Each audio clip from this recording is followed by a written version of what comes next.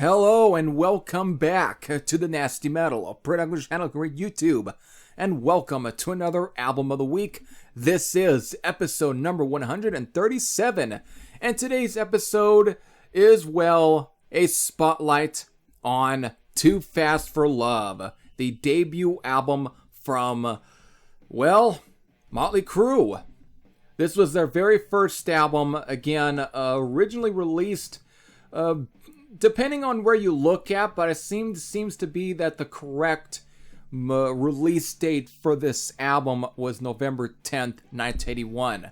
The reason I'm bringing that one up is because on the Metal Archives, their year date for the original release for this album was December 15th, but I think for a lot of people that might have, especially maybe the band, I think that's a more of a misconception probably from the Metal Archives. Maybe it could be for a limited version that maybe Mötley Crüe released on their Leathür Records label, but either way, that is probably the incorrect date, and it is November 10th, so that's why it is what was a good idea on spotlighting this album pretty much on this day of at least for this Monday, again, Monday, November 15th, because on last Wednesday, this album reached its 40th anniversary.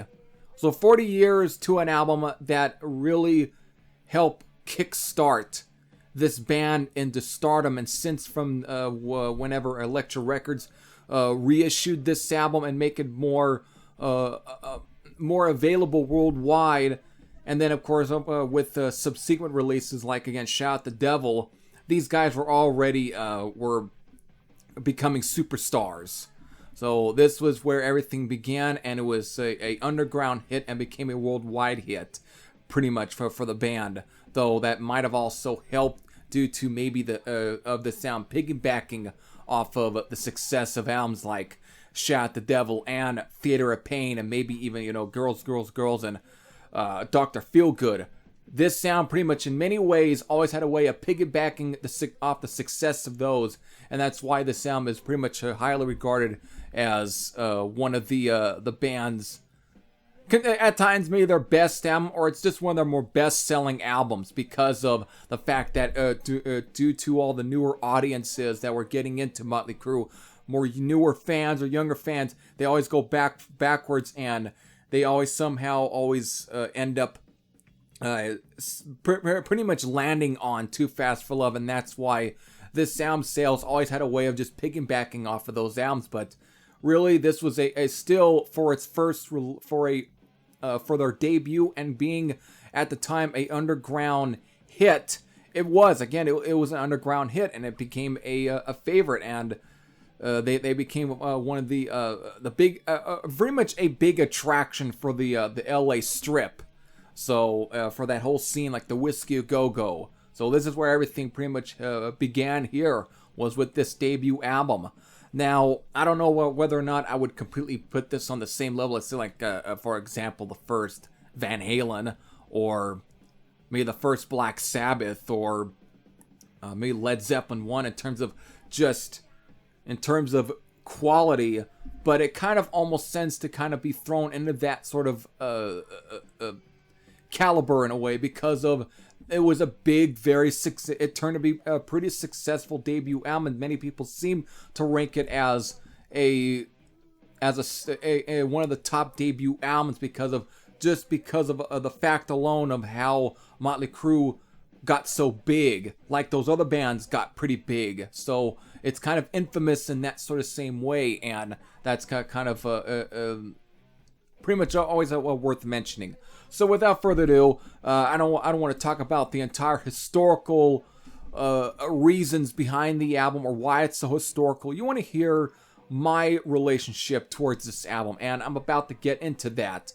But first, since we're going to be, at least for this first half, at least going to read off at least the track listing for at least the Leathür Records pressing, because I'm mostly going to be talking about both versions of the sound, both the original Mötley Crüe released Leathür Records copy, and of course the very more worldwide Elektra Records pressing, which they're pretty much different mixes.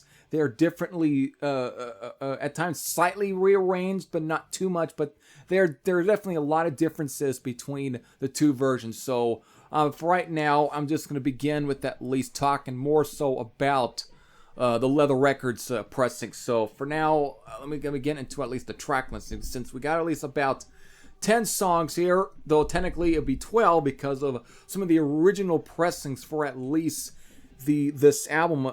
The band had released it with a bonus 7-inch, which I'll then get into as well. So first off, let's begin with the first song for the actual album here. Again, beginning with still this day is was one of the band's most fan favorite. It was an audience favorite, and it was an arena favorite, and it was a song they always played quite a bit of times. That being Livewire. They go into Public Enemy #1, Take Me to the Top, Merry-Go-Round, another song that became a pretty big arena hit for the band, that being Piece of Your Action, and to Starry Eyes, Stick to Your Guns, Come On and Dance. Of course, again, the other sort of favorite track, that being the title track for the album, and then finally ending with On With the Show. So that's at least the track listing for the Leathür Records pressing, and of course the time length for the sound pretty much clocked in at 39 minutes and 3 seconds. So the bonus 7-inch that the album came with was it featured a more raw sounding version or a take of Stick to Your Guns, and on the B side being of course Toast of the Town, which did not make the album, but it was a B side to it.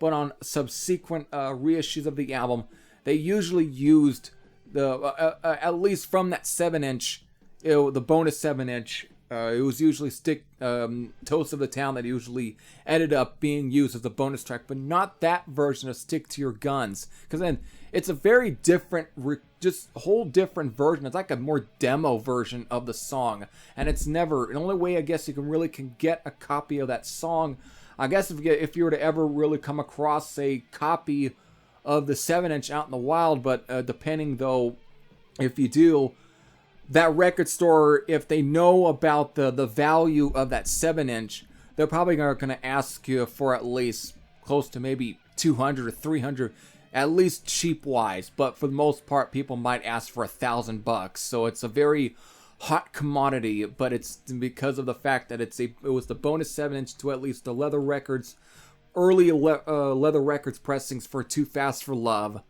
It's kind of, it's usually seen as a companion piece, but because of that, it's a very rare 7-inch, and it contains at least one really rare recording of Stick to Your Guns. So there we go.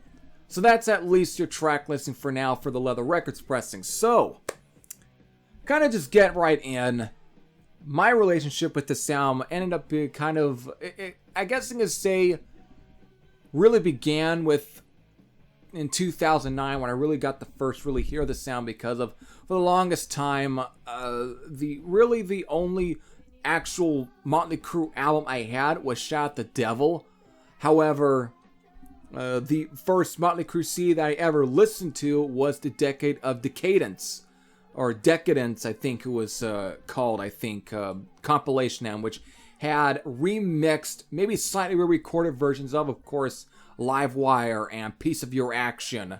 And again, they were through two songs that I just loved off of that, and that was really the only taste I really got of the sound before 2008, when I went on the YouTube and started really checking out at least maybe a song like Take Me to the Top, and I also ended up really liking that song. So that was usually from at least the more known Elektra mix of the album, which everyone was mostly ended up being more used to. But if you're there from at least a scene from at least in 1981, you have been also very more familiar with the original leather mix for the album, which this mix right here is much rawer. It's very much close to a really great produced studio demo. But I think that's one of the reasons why a lot of people who grew up with this sound when they first bought it locally, at least in Los Angeles, from like November or December of 1981, it's why they were so used to this sound, and why they've grown to cherish this version of Too Fast for Love. Because again, songs like Live Wire, Public Enemy #1, and Take Me to the Top, Piece of Your Action, even at times Starry Eyes and Come On and Dance and Stick to Your Guns and the title track, they just come on, and I think I might have already mentioned that too, Come On and Dance.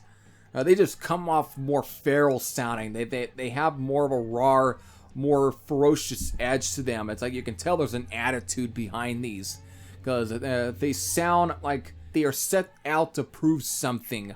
So it just has this edge to them. They almost come off slightly punkish, and that's, I think, the one thing though with the sound is you can hear a lot of almost 70s sort of garage rock and slightly punk influences on this album. I mean, the more metal moments for this album, for the most part, being of course Live Wire and Take Me to the Top and Piece of Your Action. Maybe even again may sound like Stick to Your Guns and Come On and Dance, and the title track at times do kind of come off a little bit metal-wise, but they're more very lean within the, almost at times the sort of early sort of glam rock style or garage rock sort of sound. I mean, the one thing about the debut here compared to, of course, the follow-up, Shot the Devil, is this sound really seems to be really heavily influenced by a lot of the sort of British glam rock bands, at times maybe slightly American glam rock, for example, like New York Dolls. But you get a lot of sort of influences from like Cheap Trick here. You get some influences from T-Rex here, maybe a bit of early David Bowie, mostly the Ziggy Stardust, and maybe even some of the more punkish, or at least the more rock songs that you would get off of maybe Diamond Dogs. It's like they really combine some of those elements and really infuse in here. Maybe even Sweet. You might get the Sweet there. You might get a little bit of that that sort of vibe and everything on here, but for the most part they do borrow a lot of sort of influences at times well from at least the bands like the Stooges and MC5 maybe. You'll definitely get at least some similar feels to, or just overall vibes to maybe even the Dictators or something. You know, it's like it has very much a punkish, very garage rock, very glam rock influence. It's like they really took a lot of some of their favorite, at least, bands of that period, especially Nikki Sixx, who really was more so influenced by a lot of the early glam rock and garage rock style bands, and just combined it together with at least whatever he's got, whatever love he had also for certain metal bands, especially maybe even from Mick Mars's background, his sort of part, because he seemed to be the one that really was very much inspired by a lot of the more hard rock, the harder kind of bands, maybe like, Black Sabbath and Deep Purple and just some of those kind of bands, or early Led Zeppelin. It's like his guitar playing wise, he comes off that. It's like that combining of sort of the more harder edged music from at least the 70s and Nikki Sixx's love for a lot of the more glam rock bands really kind of helped really create Mötley Crüe's sound. It's really it's not the most refined on this album, but you really get that at least combination here, and that's usually heard in songs like Live Wire, Public Enemy #1, Take Me to the Top, Piece of Your Action, Starry Eyes, Stick to Your Guns, Come On and Dance, and of course the title track. You can hear those influences, whatever I mentioned, in these songs. Some of them have a metal edge, some of them have more of a very, very, very upbeat, almost energetic, almost garage rock or glammy style sound to them. Very upbeat.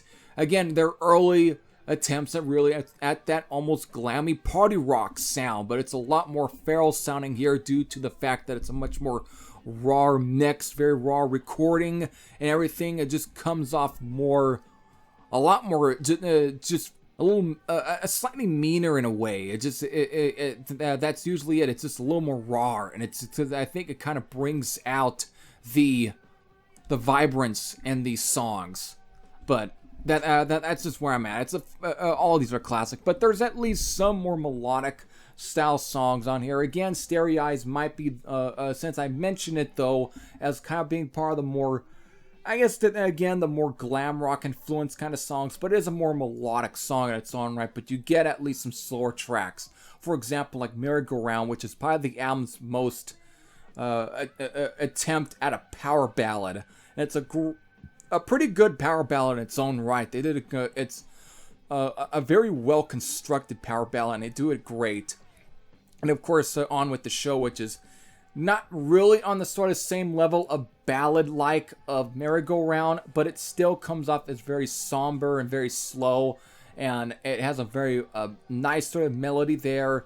So it's a little more one of the more calmer songs, but it still has still a very very guitar-driven vibe to it, and it's a great way to end the album. So that's pretty much it there, and everything's classic here. And again, my personal favorites again being Live Wire, Public Enemy #1, Take Me to the Top, Piece of Your Action, Stick to Your Guns, and of course the title track, and Come On and Dance are really my absolute favorite songs off this album.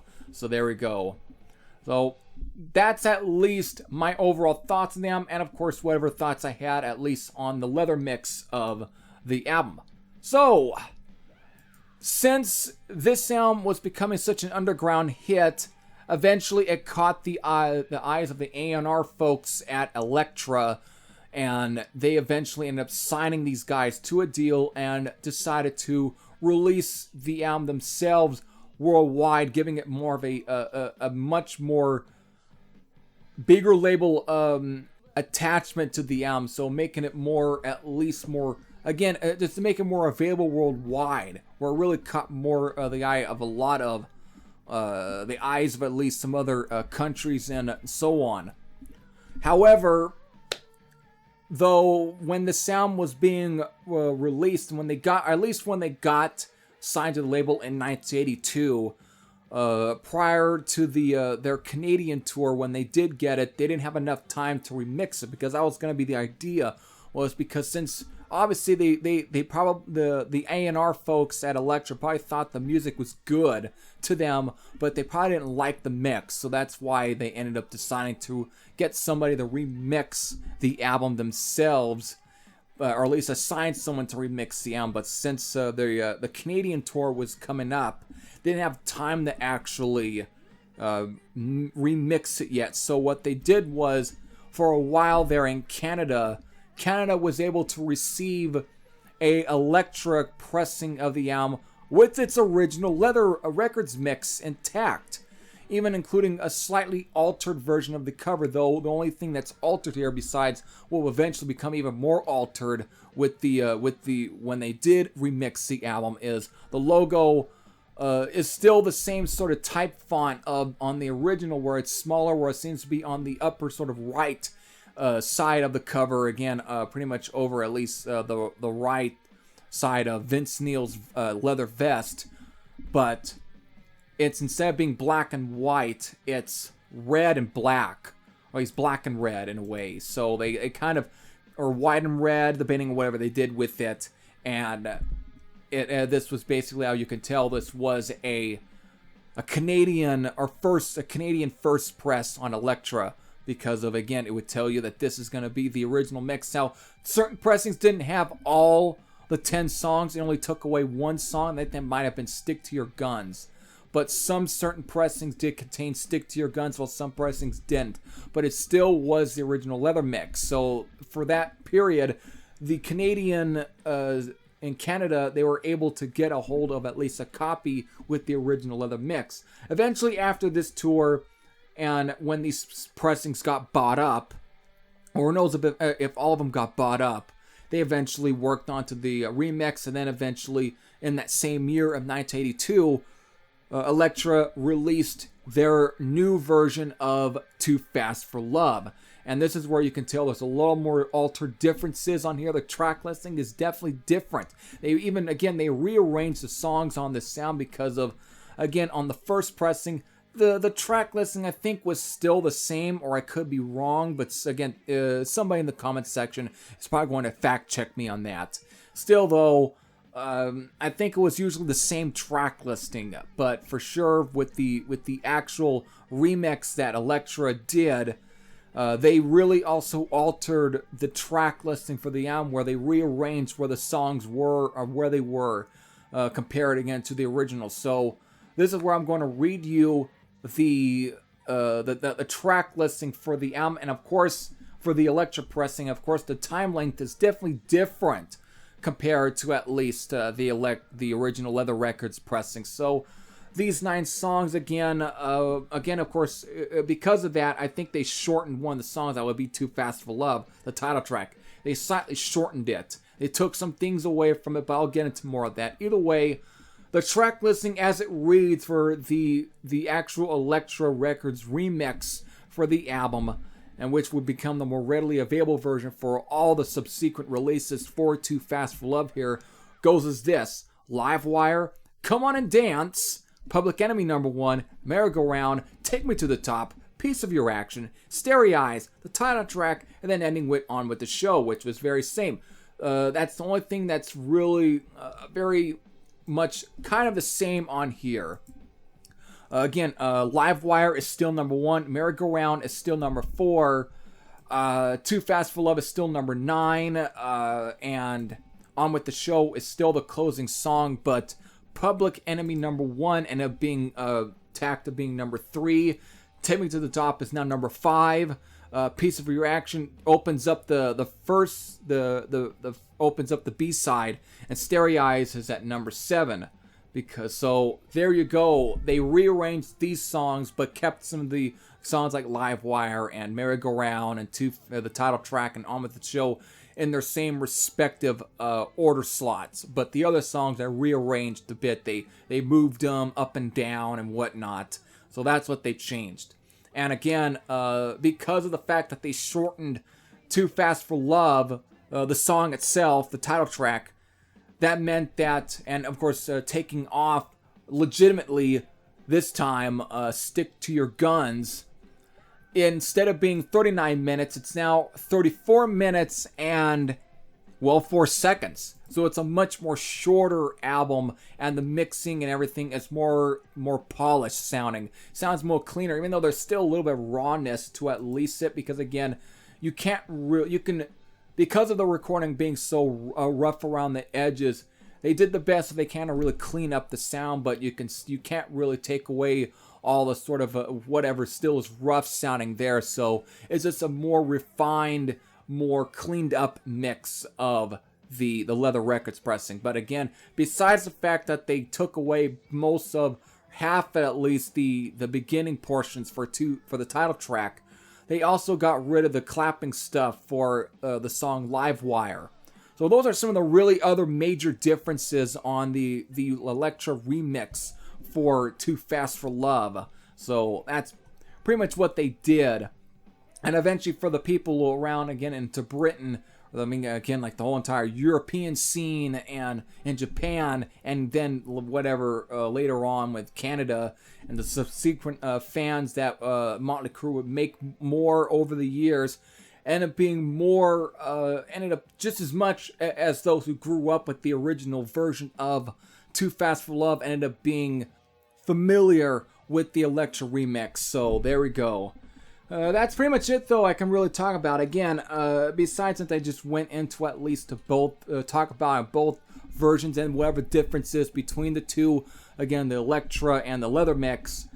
Still, nonetheless, it's a classic album, and it's definitely up there with my favorites. Again, it might be my second favorite. Again, my number 1 favorite Mötley Crüe album is still Shot the Devil, but Too Fast for Love is definitely number 2.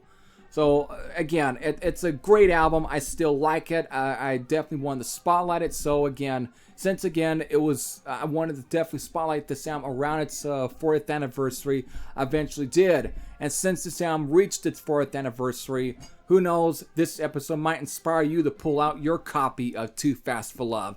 But either way, if you have any, let's say, memories of this album, again, you can post your memories, whether they be positive or negative.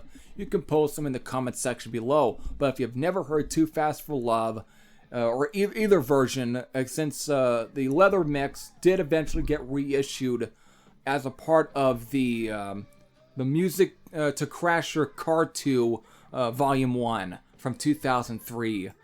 Yeah, less said about the title, the better for that compilation. But again, which that's still kind of, you can still probably find that music to Crash Your Car 2 Volume 1. Maybe, no, depends on how easy you can find it, but eventually you probably still find copies of it on like Discogs or Amazon or eBay or those sites for to buy, depending on who's selling them and how much they're selling it for. But either way, that's the only way you can get a good, cheaper version, or at least for cheap, a copy of the Leathür Records mix of Too Fast for Love.